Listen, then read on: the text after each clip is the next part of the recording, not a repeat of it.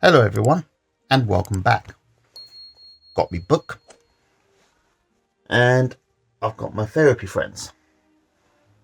So without further ado, shall we begin?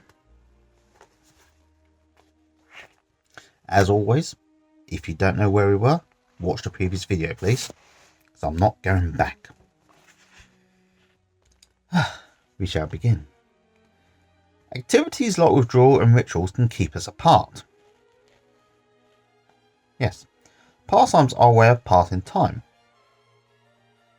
Now, I've just realised that pastimes literally means pass the time.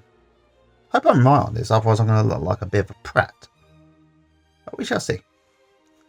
Byrne, this is another author, by the way, defines a pastime as the following. An engagement in which the transactions are straightforward, with happy or well-organised people whose capacity for enjoyment is unimpaired. A social pastime may be indulged in for its own sake and bring its own satisfactions. With others, particularly neurotics, it is just what the name implies, a way of passing, i.e.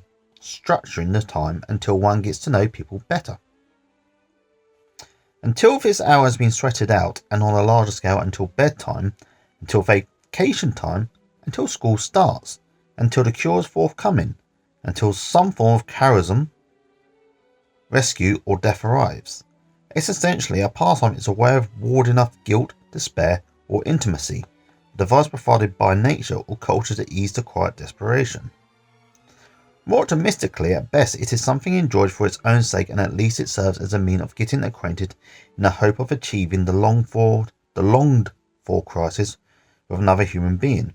In any case, each participant uses it as an opportunistic way to get whatever primary and secondary gains he can from it. End of quote. People who cannot engage in pastimes at will are not socially facile. Pastimes can be thought of as being a type of social probing where one seeks information about new acquaintances in an unthreatening, non-committal way. Byrne's observation is that pastimes form the basis for the selection of acquaintances and may lead to friendship, and further that they have as an advantage the confirmation of role and the stabilising of position. Byrne, back to the writer this is, has given some delightful and disarming names to certain of these pastimes, which can be reorganised at cocktail parties, women's luncheons, family reunions, and the Kiwanis Club as variations of small talk, such as General Motors comparing cars and who won, both considered man talk. Now, I'll say this now, this is traditionally man talk, because as we know, men and women usually can get into the same things regardless of traditional roles.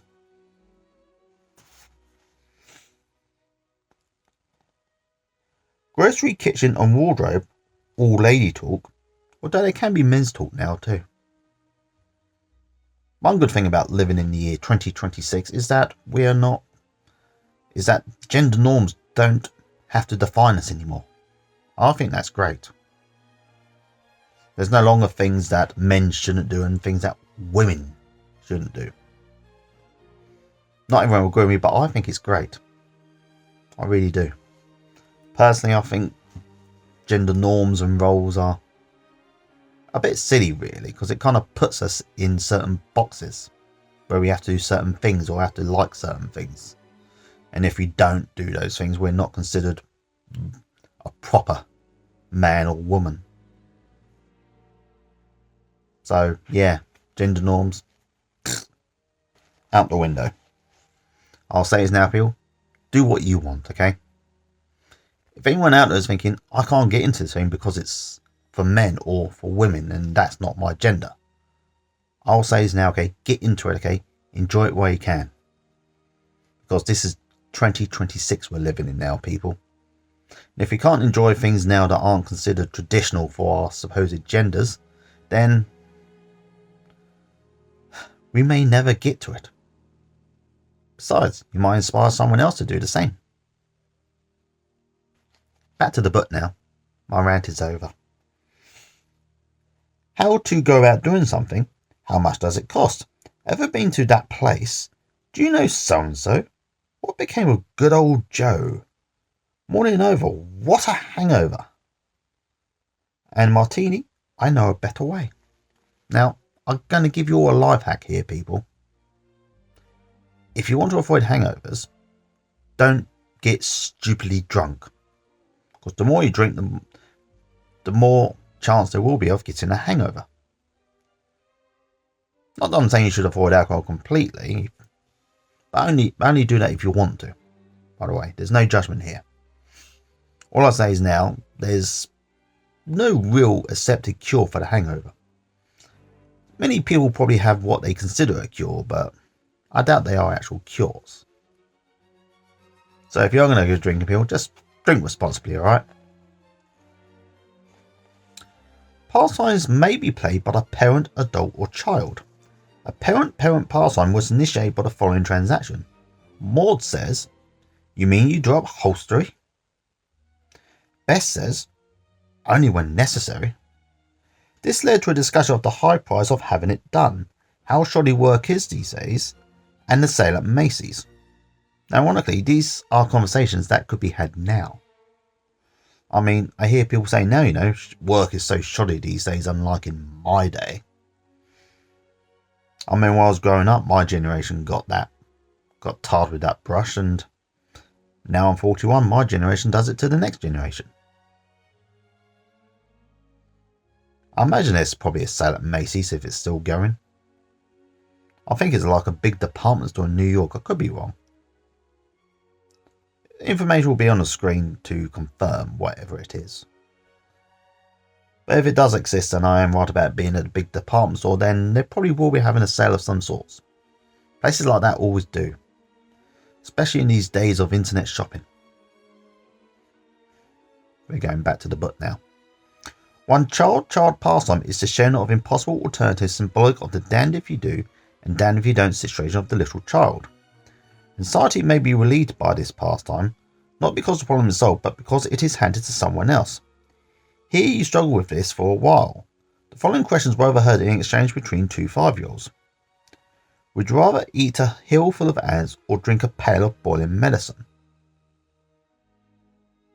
I choose neither for that one because it's just silly. Would you rather be chased by a wild bull or wear your shoes on the wrong feet all day? Now, personally, I'd rather wear my shoes on the wrong feet because your feet, the worst thing, two bad things will happen. Your feet will be uncomfy because your shoes are on the wrong feet, and you may fall over. As far as I know, wild bulls have horns, big strong horns that can, cut right through your skin and kill you. If you don't know what it means, I suggest you look up bullfighting fails. You'll find on YouTube or other video sites, they're all good. You'll find if you look up certain things such as bullfighting fails, you'll find many times when bullfighters are gored by the bulls they are trying to kill / torture.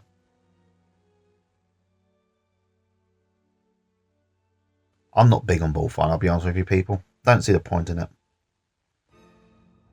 If you're pro bullfighting, then I don't really care, that's up to you. But if torturing bulls for sport is your thing, then I think it's just sad. Really do. Not judging, by the way. Not judging at all. Would you rather sit on a hot stove or go through the washing machine 50 times? Hot stove I choose, because you can always put padding on your backside and the backs of your legs. That would make it better or easier to deal with. To go through a washing machine 50 times, it would require a massive machine big enough to fit me in. And I would probably drown. If not on the first one, then on the second. There's no way I'm going 50 rounds in a big washing machine and surviving. It really isn't.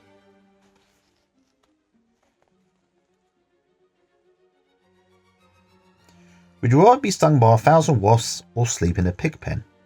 That's easy, I'd rather sleep in the pig pen. It will be uncomfortable and slightly unhygienic, but it won't be painful. And you can always shower. You can have showers afterwards as well. I mean, if I was asleep in a pig, I'll probably take 2 or 3 showers afterwards. I'd wash myself all over, then do it all over again and again and again. Just to be on the safe side. You have to answer one or the other though. You have to... Grown-up versions may be more sophisticated, such as, are you a Democrat or a Republican? Now, if you watch my videos, you'll know which, if I had to choose between the two, you probably know which I'd personally choose. I mean, I've never really mentioned my political views much, but I made references to things, I think. Like I said once before, I want everyone to be looked after. I want everyone to be well. I want us all to be happy and successful.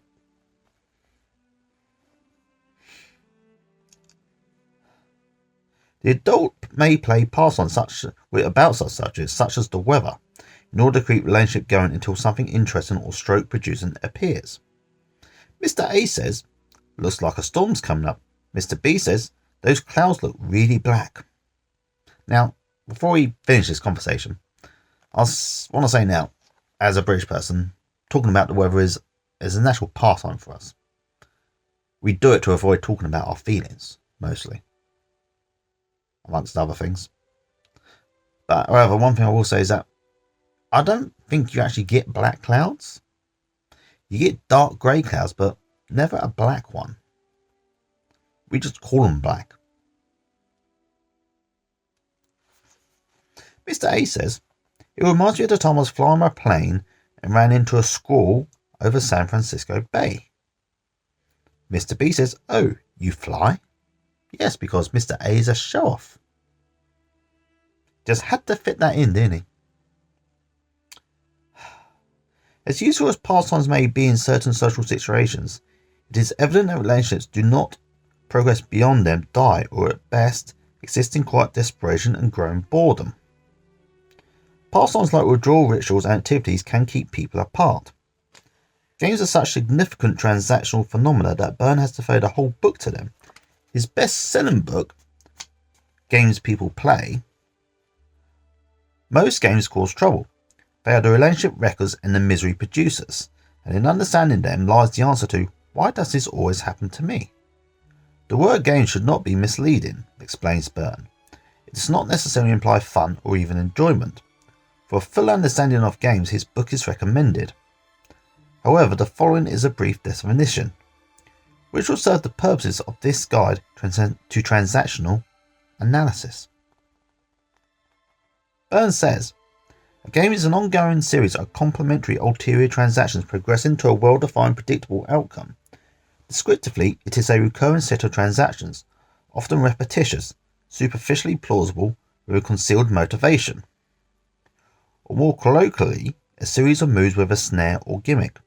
Games are clearly differentiated from procedures, rituals, and pastimes by two chief characteristics.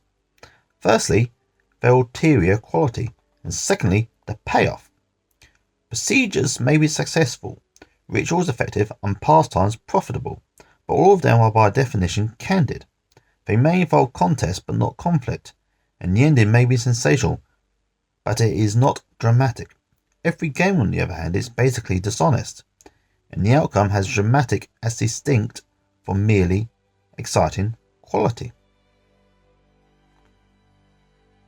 As pointed out in Chapter 3, all games have their origin in the simple childhood game of mine is better than yours. Easily observable in any group of 4-year-olds, it was then, as it is now, designed to bring a little momentary relief from the burden of the not okay position. As in the more sophisticated grown-up versions, it is ulterior in that it does not express what is really felt.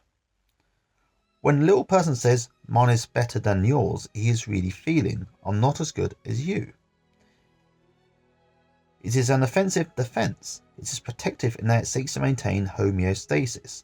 It also has a payoff, as do games grown-ups play. When mine is better than yours is pushed far enough, the game ends with a harsh shove, a slapped face, or devastating evidence of some sort that it is not mine's better, This then puts the little person back in his place. It has been proved again that I'm not okay, and in the maintenance of this fixed position there is a certain miserable security. And with that, people, this session is coming to an end. Now, I hope you learned something. I learned a valuable lesson tonight, because when I was recording my first video, my phone just stopped recording randomly and the video wasn't there. So this is what you're effectively looking at, is take 2 of me reading this. I know. Interesting night, I will say. Interesting. Anyway, I have to go now because I have things to do. So until next time, people, I just want you all to know that I love each and every single one of you. And I'm forever grateful that you're joining me on this journey. And most importantly, though, take care of yourselves, alright? Bye.